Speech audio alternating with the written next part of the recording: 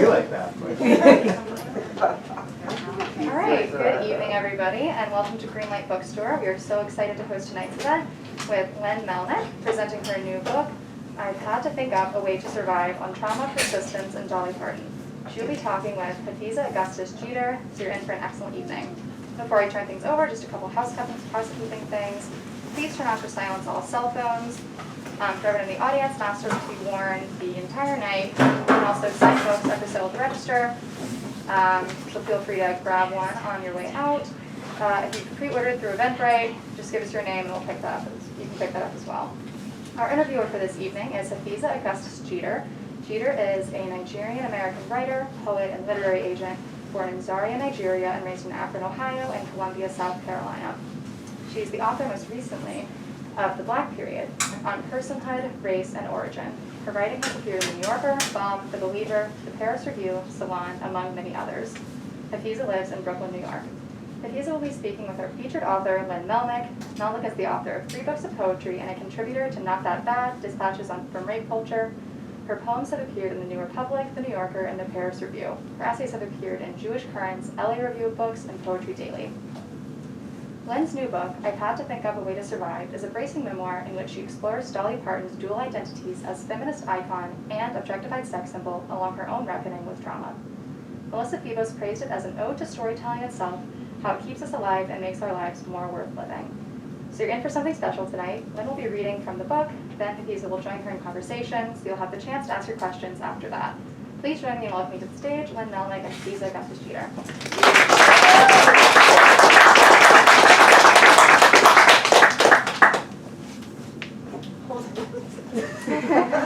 There's like an extra. Oh, that's my book. That's yours.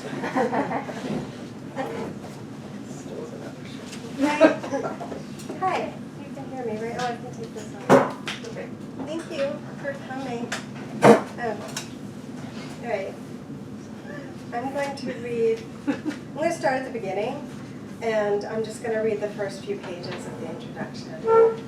But before I start, I just want to thank everyone for being here. Thank you to Greenlight and to Anna for hosting, and also there are so many people in this audience who were sort of crucial to this book actually existing, and I'm deeply grateful. I don't even know, is this on?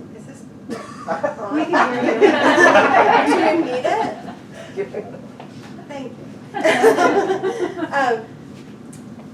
I just want to thank, especially Timothy, my husband, who read probably at least 3 drafts of the book and really wouldn't let me get away with bad sentences, which was annoying at the time, for which I'm grateful now. All right, so I'm going to read just a few pages and just a trigger warning for sexual violence and addiction. Even in the first few pages. It's a fun book. All right. The first time I remember hearing a Dolly Parton song start to finish was in the triage room of a hospital as I waited to be admitted to a drug rehabilitation program in West Los Angeles. I was 14. It was 1988, and Dolly and Kenny Rogers were singing 1983's Islands in the Stream across LA's Coast FM. I knew her voice, of course. It would have been hard to be anywhere near a radio or television in the last 50 years without getting to know Dolly's warm clarion soprano. But while I grew up on folk songs, basically country for blue states, music like Dolly's was often scorned in my parents' home and by my friends. My friends and I spent our time chasing down heavy metal bands on the Sunset Strip and would not have given Dolly the time of day. Many people of my generation, or at least those born outside the reign of country radio, first knew of Dolly as a straight-talking goofball on The Tonight Show, a set of giant tits, someone your grandma got a kick out of, someone who, my father would say with derision, was famous for being famous. Meanwhile, Dolly had been churning out hits for decades, possessed of a preternatural talent for writing and for singing authentic emotion into every song. Class and gender stereotypes could not and would not obscure her absolute genius or stop her from going where she wanted to go. I don't remember my parents in the moment they signed me into rehab, not their probably weary faces, younger than my own now, or much of what they said, only that the high cost of hospitalization was mentioned and a joke made about hitting the annual insurance deductible in one night. March 3rd, a date I have marked every year in the 30-plus years since. As a parent of a teenager myself now, I assume there was significant pain involved, some bewilderment, but also perhaps some acknowledgement of this predictable next step in the falling apart sequence I've been slowly enacting since I was raped by a teenage boy on an overgrown 1970s carpeting before I turned 10 years old. Now halfway through 9th grade, I had already been expelled from school twice. Reckless behavior followed by variously successful attempts to cover it up was how I spent my free time while other kids studied or kissed or participated in team sports. I welcomed the stay at Glen Recovery Center. If I couldn't just be given an entirely new self, at least I wanted to make it clear to the world that the one I inhabited was wrecked. Being in rehab seemed like a rubber stamp to that effect. Less fond of cocaine and whiskey than of the exhilaration of forgetting, I craved the fresh environment. My parents filled out intake forms, and I was asked to create a list of people I approved to visit me. I sat with the lined sheet of paper on my lap, even though I knew I didn't want to see anyone. Outside, on Pico Boulevard, the Santa Ana winds blew through the tops of the palm trees, visible from the windows of the triage room. I could hear the traffic flow east toward the tall, vacant buildings of downtown after dark, and west toward 20th Century Fox Studios, and eventually the Pacific Ocean. It was a relief to abandon whatever promise I'd held as a curious, shy girl in my brother's hand-me-down Sears dungarees and a cherished strawberry shortcake turtleneck shirt, the outfit I'd worn to school on picture day a couple months before my body was violated on that deep pile of beige shag carpet. I'd worked hard since then to convince the outside world to join me in giving up on my potential. But Dolly's voice from the hospital ceiling speakers held a different kind of promise than that which I'd failed to meet. It was a release, a renewal, euphoric. When I heard Dolly's voice over the 4+ minutes of Islands in the Stream, I knew I needed to hear it again. Though it would be a few months before I purchased a greatest hits cassette tape from the bargain bin at a thrifty drugs, the multifaceted clarity of her voice hooked me instantly. I needed to feel that euphoria in my body again. I needed to believe in that bright precision, in an artistry as unstoppable as Dolly herself. Resilience, longevity, outlast those who would doubt you. Just keep going. In my darkest moments, that's been the light she's shone on me. With over 100 singles, 50 albums, 160 million records sold, more than 400 television appearances, and scores of awards, Dolly has become even more of an icon in recent years, claimed and reclaimed by fans across a startling number of demographics, and featured prominently and with due reverence everywhere, from memes and kitsch merchandise to awards shows and a Ken Burns PBS series. Dolly is an icon of feminine strength, and yet also an objectified caricature of womanhood. She's super savvy, while often playing the rattle brain, a deflection perhaps, a feint of self-protection in a world where big talent and business acumen prove threatening when coming from a woman. She's a phenomenally accomplished artist who giggles it off as she keeps marching forward in 5-inch heels through the life she wants. She's an American dream. And I'll stop.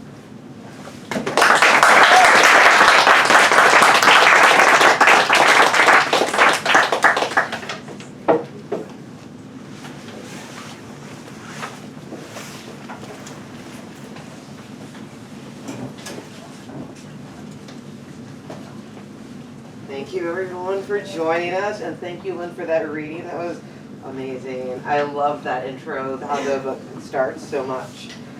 So I emailed Lynn some questions before, but now I'm going to ask all new ones. I'm just like, oh wait, now hearing it, I'm just like, wait a minute.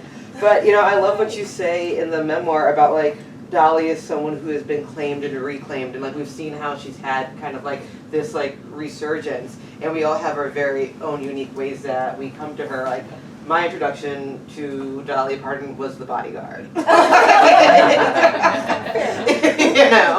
But what is it like, to write about someone who belongs to everyone? Because we all have very particular, ideas of Dolly Parton, so how do you negotiate that? Well, it's funny, I was thinking about how when you go to Dolly, when you go to the gift shop, there's... Dollywood. Dollywood. For yeah. lay Oh. people. there's all these keychains and other merchandise that is like Dolly's #1 fan. And there's like hundreds of them. I have one in my purse. And I think everybody who has one is her #1 fan. She just inspires that. And she really is like pretty much the only thing that everybody can agree upon. Like I was trying to think of another, right? Like everyone loves Dolly Parton, except you get like fringe on either side, but like for the most part, like everybody loves Dolly Parton. So I don't know how she does it, but it's pretty incredible. So I feel like I am her biggest fan, and she belongs to me, and I'm okay with everyone else feeling that too. But I mean, like, I think what you say really speaks to, because, like, this is a Dolly, yes, in this moment, but you talk about how she had, like, there's lots of derision, so it speaks to the way just it is to be a woman, right? Yeah. And so how does, like, your book also looks at gender and what it is to be in a woman's body and, the violence of that. So how does, just talk to us a little bit about that, and it just strikes me that there's so many ways that Dolly is not just like an icon for all of us, but like the perfect vehicle for your story. Yeah. Well, she's completely self-made to begin with. Like she grew up in extreme poverty, 1 of 12, no running water, that kind of like, her father couldn't read or write. They weren't allowed to have books at home because if they, like from the library, because they couldn't afford to replace them if they got lost. Like, so they only had the Bible at home. And she just willed all of this. Her entire career, her entire existence, she just knew from an early age that she was going to be famous. Like she just knew it. Like the night before she left for Nashville was the day after her high school graduation, and she told, when they said, "What do you want to be?" Like each kid had to say what their career ambitions were, and Dolly was like, "I'm going to Nashville to be famous," and everybody laughed at her, and she was like, "Well, you'll see." And she never doubted herself, but she was also really savvy at. And I don't know if this comes because she had like some very difficult brothers or just from like, but she really knew how to like she understood patriarchy, and she might not have had the language for it, like I didn't know that word until I was in my 20s, but she understood it really sharply, and she knew how to work against it. And I think she knew one of the ways to work against it was to be really sexy. Like, she also loved that look. Yeah. Like she's committed to it. But she knew that, like, how did she get her first, like, big break on the Porter Wagner show? She was, like, the pretty little girl singer. It wasn't because she was a really hot songwriter at the time, but that's not what got her the job. And so she sort of knows that. And I read this interview with her manager at one point, and he says, when Dolly Parton walks into the room, the one thing you won't be doing is crossing Dolly Parton. And she comes off as like, just so friendly and so like charming and nice, but she's an extraordinarily shrewd businesswoman. And so she's used, I think, patriarchy and sexism sort of almost to her advantage in ways. Like she knew how to work it.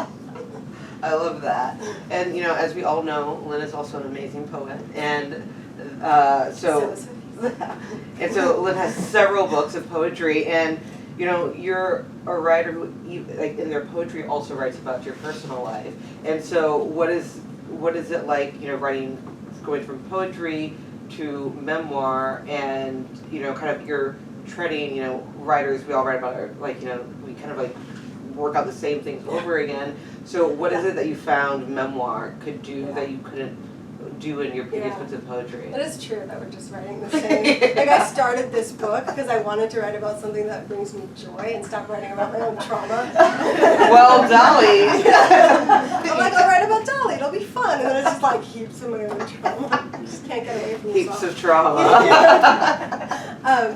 Well, Hafizah has a new memoir out called The Black Period, which is available for sale up there, and it's very good. So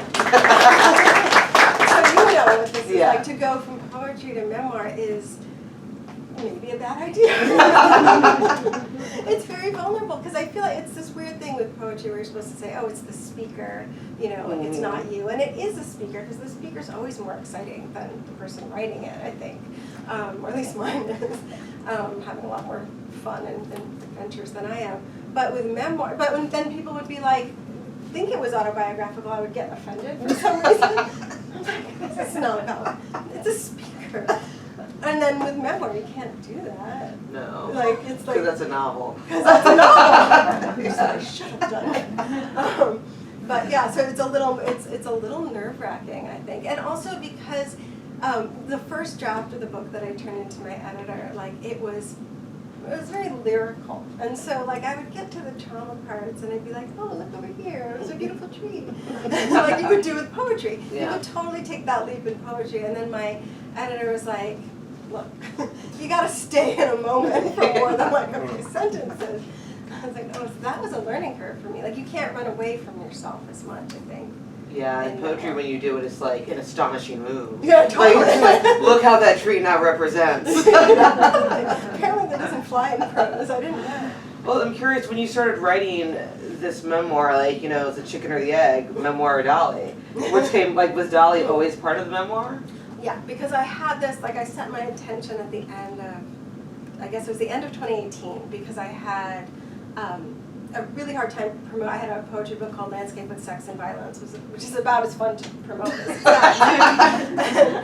And I was just so sick of talking about my shit. You know, I like to. So you wrote a memoir. Right, I wrote a memoir. And so I was like, so I tweeted out, like, what if I spent all of 2019 writing about Dolly Parton? And then when I did that, and people were like, you should. And I was like, I should. I hadn't even thought that. So I started writing these things about Dolly, and it just, you know, I'm like a poet. I'm a little bit into myself. I was like, oh, I keep coming, like, because I think if we all were to write about our favorite music, we would come into it, because music, I don't know, it just feels more personal than any other art form to me. It just holds our hearts in that way, and I just couldn't write about Dolly without, like, at one point, my editor was like, look, you need to decide if you want to, like, make this, like, 30-40% about you, or make it just 10% with occasional anecdotes and, like, and the rest about Dolly. But I don't know, I decided to dive back into trauma just for the fun of it. But it was actually easier to do because I always had Dolly to go back to. So, like, even, like, the darkest chapter, which is the chapter called The Bargain Store, like, was actually really fun to write because there's some really fun, it's a chapter about sex work, and there's, like, in the 1970s were like this weird golden age for songs about sex work. And so I got to, like, I can't explain it, but I got to, like, research that. Network 9 to 5? Yeah.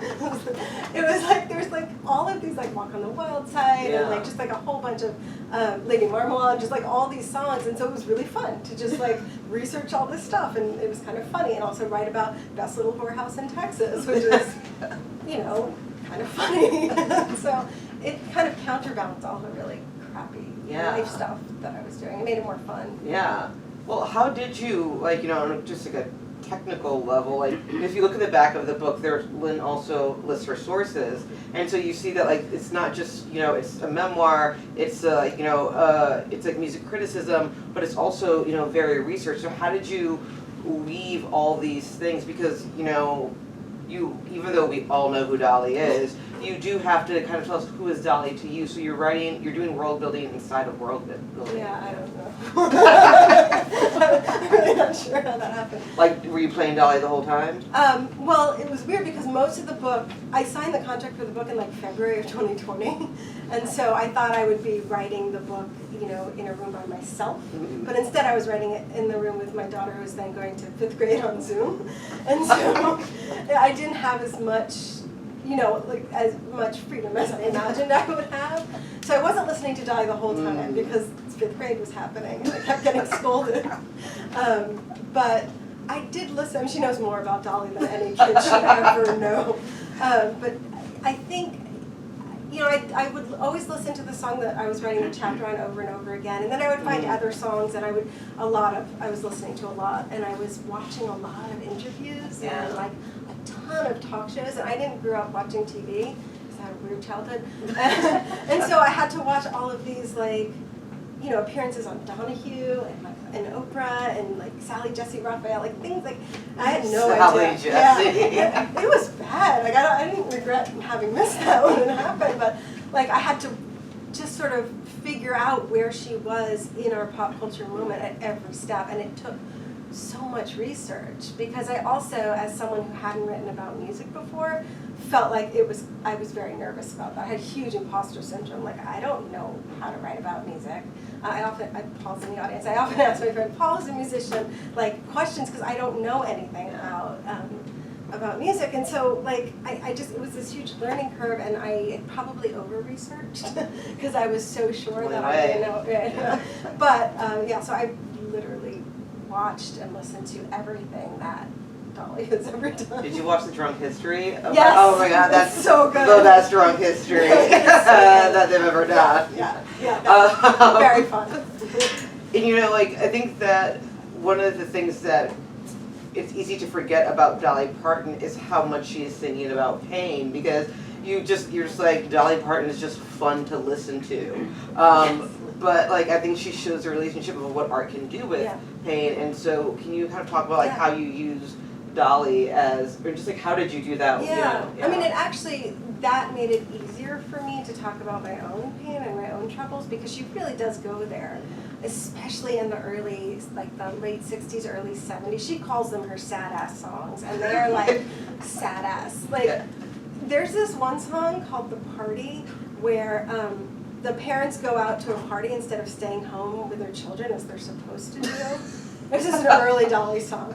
So they go to the party, and then there's a fire in the house, and they come home, and if they hadn't gone to the party, the children would still be alive. But the children had just wanted them to come home so they could get up early for church the next day. So then they bring the dead children, I'm not making this up, they bring the dead children to church the next day. Like, that's the song. Like their bodies? Yeah. Because that's where they wanted to go. Yeah, so and that's a song called The Party somehow. It's like the saddest of the sad-ass songs. But there's like dozens of these songs. It's really, like, no one can out-orbit like country writers from the 1960s. Like, there's something going on there. But she was also like writing songs that were super feminist. Like, it took her until the year 2020 to call herself a feminist, but she was living that, and she was writing these very feminist songs about things like, you know, the double standard for women and what, unwed mothers faced in the 60s and 70s and all of this kind of stuff. And so I think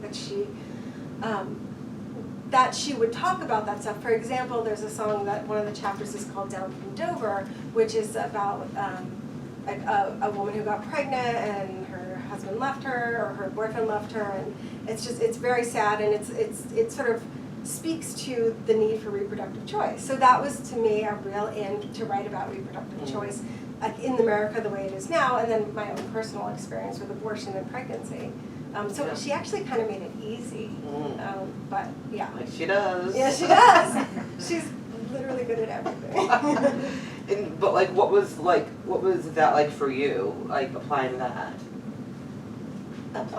Like how did you negotiate writing like about the trauma, and then but also the memoir is fun. I hate to say it. No, I love it. That makes me so happy. Okay. I want it to be fun. It's just like it is a fun memoir, and just like even though you're reading about like atrocious trauma, right. So like how did you navigate? Like how did you even find that balance? You know, how did you get your twang behind that? My country twang. Yeah. As an LA girl. Yeah. I think that I think it's probably from having written poetry. You know, I think because when I write poetry, I tend to bring in things from all over the place because I'm running out of ideas. And so I research and I bring all these different parts to it, and I think that's what I was doing there. And it just, that experience, I think some of you out there are poets, like when you move from line to line and thing to thing in a poem, you feel it in your body in an instinctual way.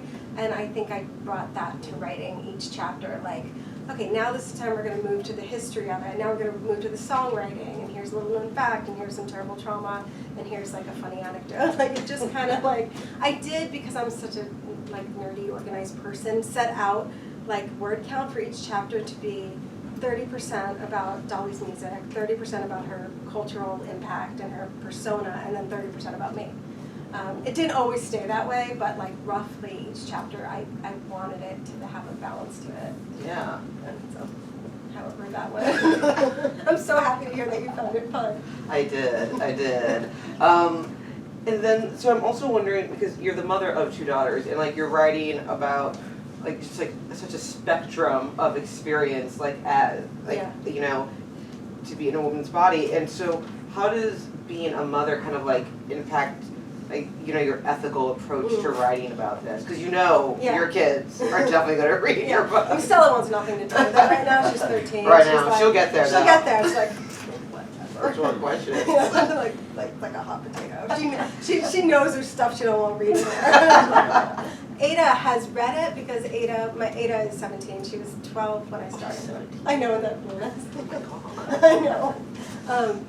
And so she's in a lot of it. And Stella was little when I was writing it, so like her life wasn't as vexed as Ada, who was older, and she was like you know, she was a preteen, and that's, you know, middle school sucks for literally everybody. And so she had full veto power over what went in there.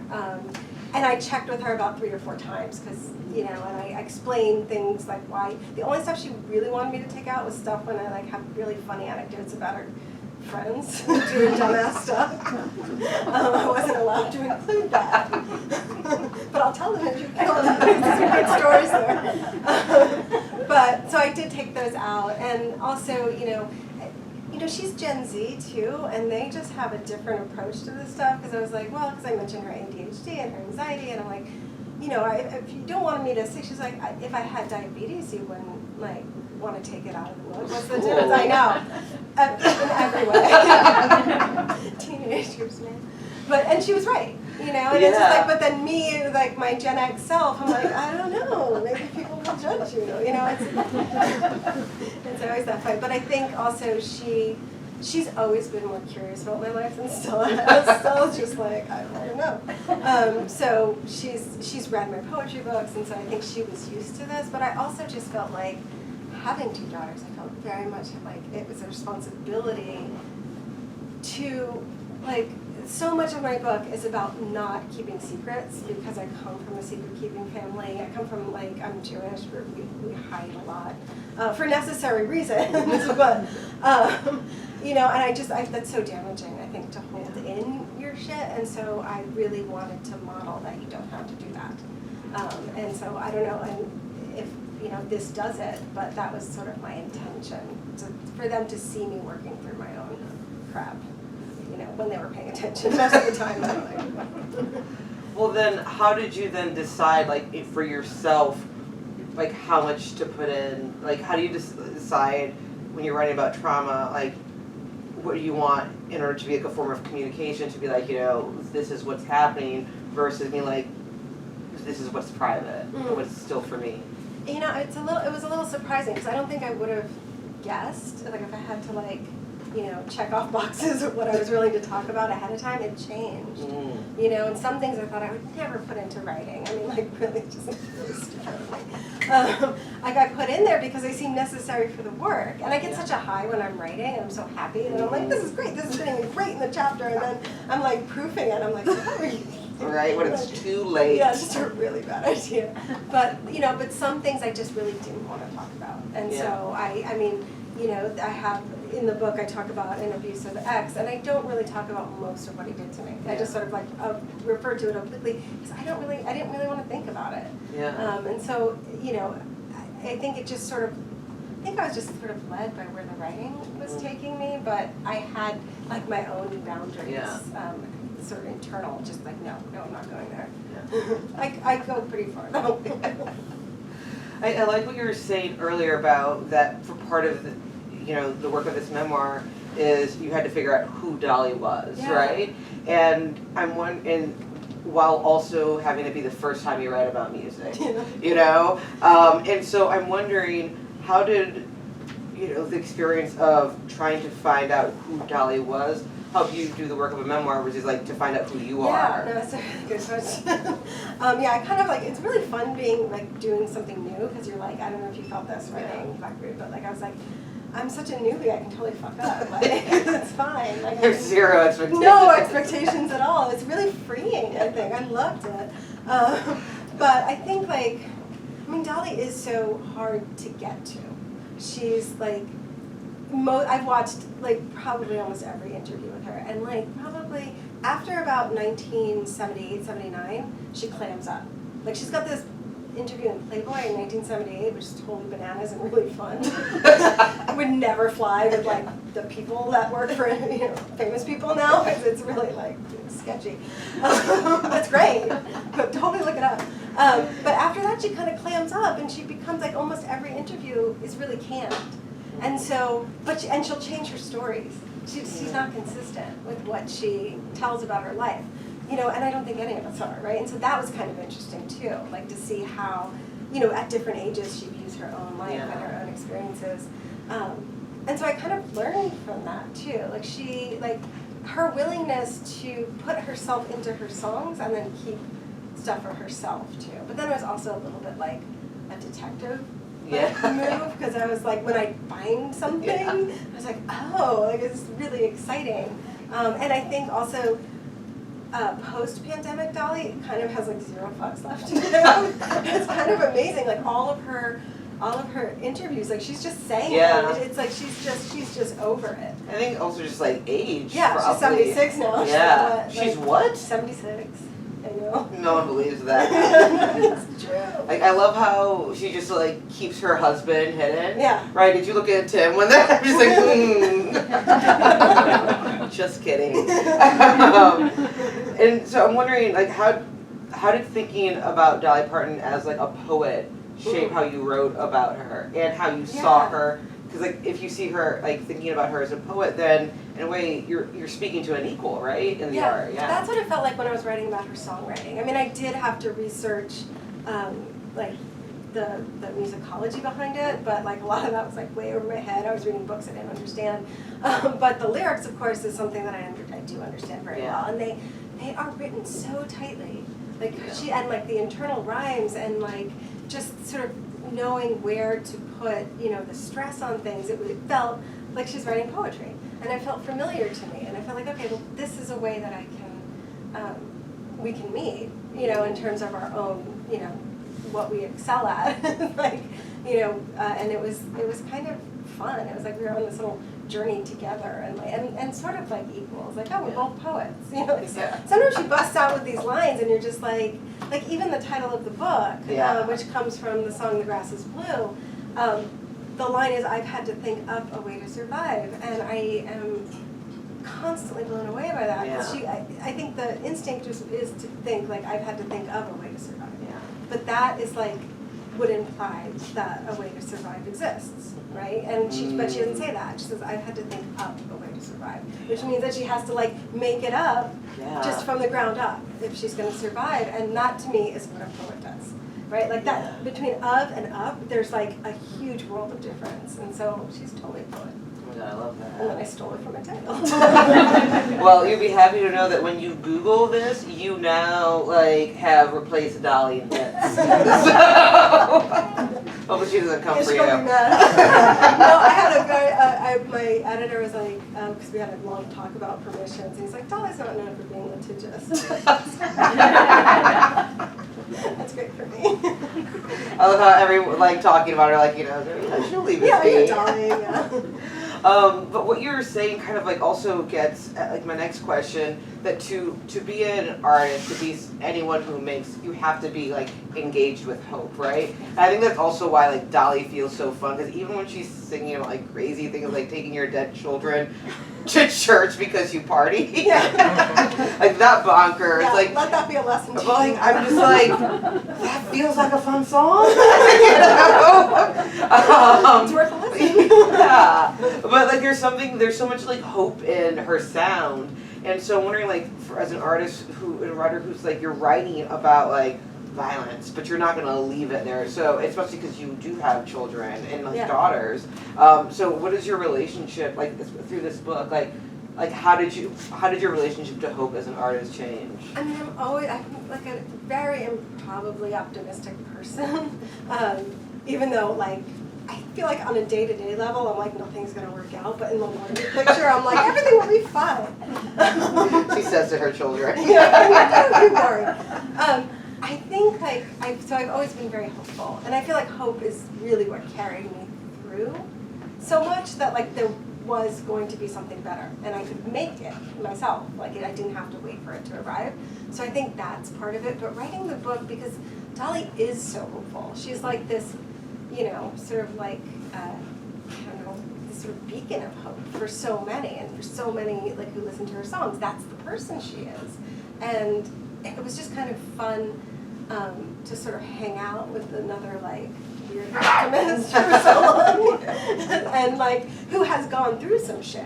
You know, like she was just really struggled, and yet she just believes, she really believes that you can make your dreams come true. Like she, you know, but you have to work for it, and that's something that really resonated with me. And so I think just thinking so much about hope and thinking so much about like how we make our own luck and our own dreams come true, I think was really sort of, I don't know how it affected my kids. They're just tired of listening to me. But maybe it'll be reflected in their parenting. I don't know. But yeah, like now thinking about what you said about the title, it is like a deeply hopeful title, you know, because it's about like creation, like itself. Yeah. Yeah, I mean, I do feel like that. I feel like we don't, I mean, you know, sometimes Dolly will, I mean, sometimes the book gets a little bit, you know, critical of her. Like sometimes she'll veer too much to like, you know, pull yourself up by your bootstraps. Yeah, hokey hope. Yeah. A lot of hokey hope, which I'm a sucker for, but like in my heart. But on an intellectual level, I'm like, shit's more complicated than that for a lot of people, Dolly. Not that she doesn't know it, I don't think it's a song. So there's that, but I do sometimes quibble with that. You know, and then sort of like the whole, you know, she does sort of tend to use the image of poverty and as sort of like, you know, almost like this, the good old days, you know, so she's in conversation with that in a lot of her songs, but I think, you know, so it is more complicated than that, the idea of, you know, hope, but I think that she, I don't know, she's just, there's something about her like very being, like, that just emanates hope, but like she's, in a way, very unflappable. Although, you know, like she wakes up at 3 a.m. every day. And what time does she go to bed? Like a normal, like 11 or like it's like she's one of those. Oh, she's one of those people. Yeah, you know, one of those people. And that's when she gets her best work done and all that. You know, she sends faxes because she doesn't do anything else. She sends all her faxes by 4 a.m. That's what she's doing the entire time, waiting for them to go through. That's right. She's 76. She refuses to. That's hilarious. Yeah, I know. I love that about her. I remember reading an interview where Miley Cyrus is like, Dolly was like, why didn't you get back to me? I sent you a fax. She's like, I don't have a fax. You had to wear. Yeah, totally. So, you know, there's that. But she gets up at 3 a.m. and, like, you know, just does it. Like, she's just extremely motivated and, like, you know, there's just no one else like her. She's not fully human, maybe. I don't know. But she really is part butterfly. I'm not sure. Like, I'm still kind of like, my mind is still kind of like, this is how you know we're poets, like, this difference between up and up that you've done. So good, right? I was like, this is the rest of the conversation. Because, like, now I'm thinking about it, now in context of the book, like, this is what you're doing in the book, you know? And so, for, you know, people who are still to read the book, can you kind of, like, talk through, just, like, how this title applies to what's happening to you in the book, because that's what you're doing. Like, you're trying to find ways to survive, even though not everything you're reaching for is the best. No, I made some bad choices. But they're yours. They're mine. Know? They're mine. Yeah. I get to write about them.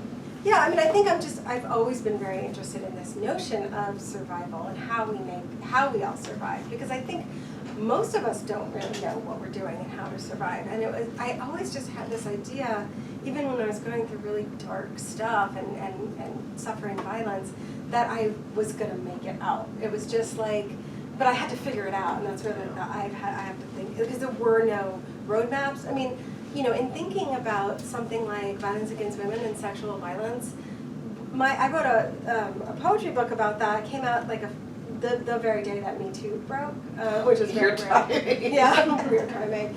But I'd gotten some advanced reviews, which were really harsh. You know, like they were kind of like not all men sort of thing. Oh, I remember that. Yeah, I read that was Publishers Week. Yeah, I'm gonna die now. And so you know, everything before like 2017, no one wanted to talk about this stuff. No one wanted to hear about it. Nobody accepted that what you had suffered was really that bad, and like that couldn't have really happened, or why didn't you just get help, or just really these kinds of things, and people hadn't really engaged with it. And I think that to me, it was difficult because it's hard to feel like you're all alone, and people weren't talking to each other. I think post-Me Too, women are connecting so much with each other about what they've suffered, but people weren't really doing that before. And so, I sent the manuscript for the poetry book to a press, and it was one of those moments where you get the whole chain of the email. So good. And then they referred to the book as crass. And so, yeah. And, it was that kind of thing. Like, oh, you've just written your, story of surviving violence. It's so crass. So, another thing I'll dive out about. This is really just an airing of my grievance. The next book is called that. Yeah. It's much longer. So everybody be nice to me there. Yeah, and so I think, this idea of thinking up a way to survive was really, something that I related to, because I did have to do that. Things are still really bad, but pre-2017, nobody wanted to engage with this stuff, and I didn't know who to talk to about it. And I didn't know what to say, even, and I didn't know if, it was something that I had done, all of this stuff, and I really just had to make it up as I went along. So that's why that really spoke to me. I love that. I'm kind of the mind that closure is a myth. It's definitely not something that anyone's entitled to the way we tend to think I'm gonna go get closure, that in the movie. But I'm wondering where did you end up after writing this? If it's not closure, then what is it? It's a kind of closure, because I'm really feeling, although I felt this after the last book, that I never want to write about this stuff ever again. I've said that before. But I don't know, I think somehow being companioned by Dolly Parton during this whole process made me feel more comfortable, sort of just laying it all out there, and so maybe I can sort of put some of that to rest. On the other hand, as anyone who's been a victim or had PTSD, you can't always control when it bubbles up, and things trigger you and all that. So I do recognize that there is no closure. It's just not possible. When you harm someone in this, you change the course of their life forever, and that's just a fact. But I do feel like I'm more on top of it now than I was, and it did really help to contextualize it so much, because in my poetry I'm just writing about me all the time. The speaker. Yeah, the speaker. That's right. And so this was I was not just putting it in the context of Dolly, but I was putting it in the context of Dolly's cultural, her history and just the moment at large, where we are now as a society with things like Me Too and reproductive rights and all that. Although the book's already dated, because in the reproductive rights chapter, some of those rights that I mentioned are not available anymore. And that I just turned the book in, and that April was the final deadline, so that's a little depressing, but not too much of a downer. I'm going to open up to audience questions in a second, but I think maybe my last question is Jolene your favorite song, and if not, why?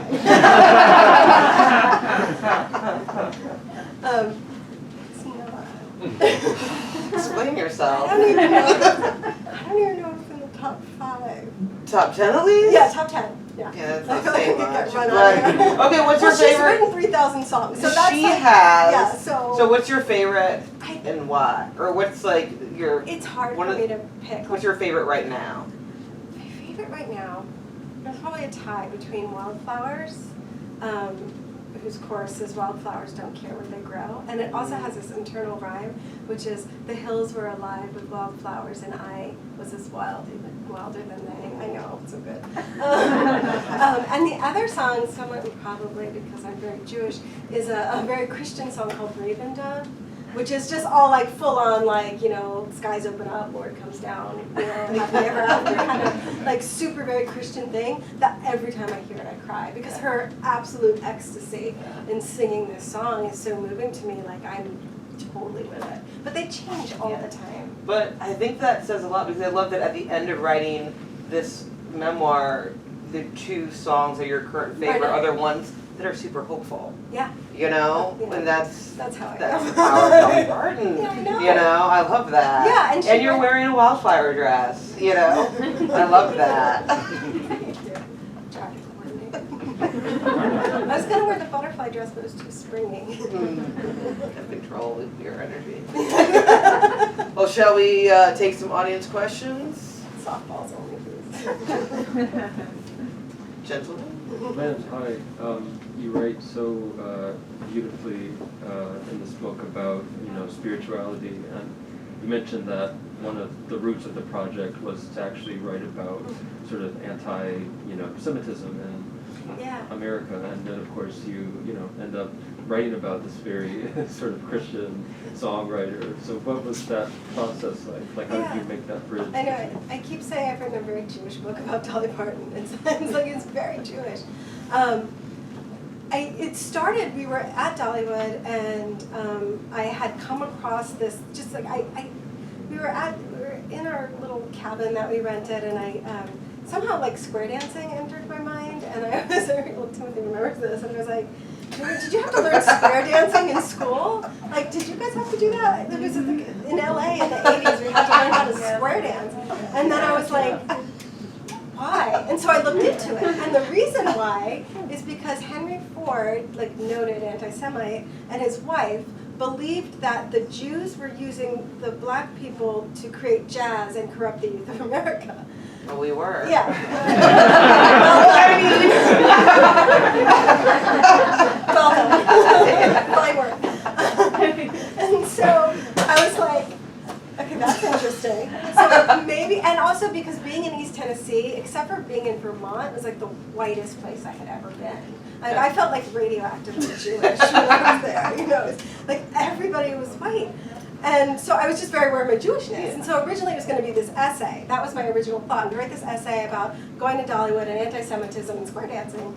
And then it just became this like whole other thing. But I feel like it really sort of brought me back in touch with my own Jewishness in a way. And it's sort of just engaging with Dolly's just beautiful relationship to God, because she's Christian, but she doesn't belong to any organized religion at all. She has chapels built on her properties because she's Dolly Parton. And she goes in there and prays, and she believes in God like full force, and like old-fashioned, like God's a father figure with a beard in the sky. Of course, you don't have a twang like that and not. And she really believes that, and it really feeds her, and I find that so beautiful, and it's something I wish I could have. I do very much envy that.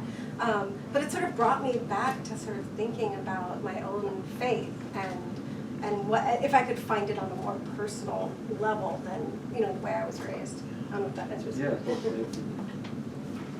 Thank you. I thought I'm sure this will be more apparent when I read the book, actually, but I'm interested in. There's so much about Dolly. How did you go about organizing your deep dives into her? Yeah. Like, did you go chronologically? Was it a certain song? You're like, I was going to learn all about this song. How did you structure that?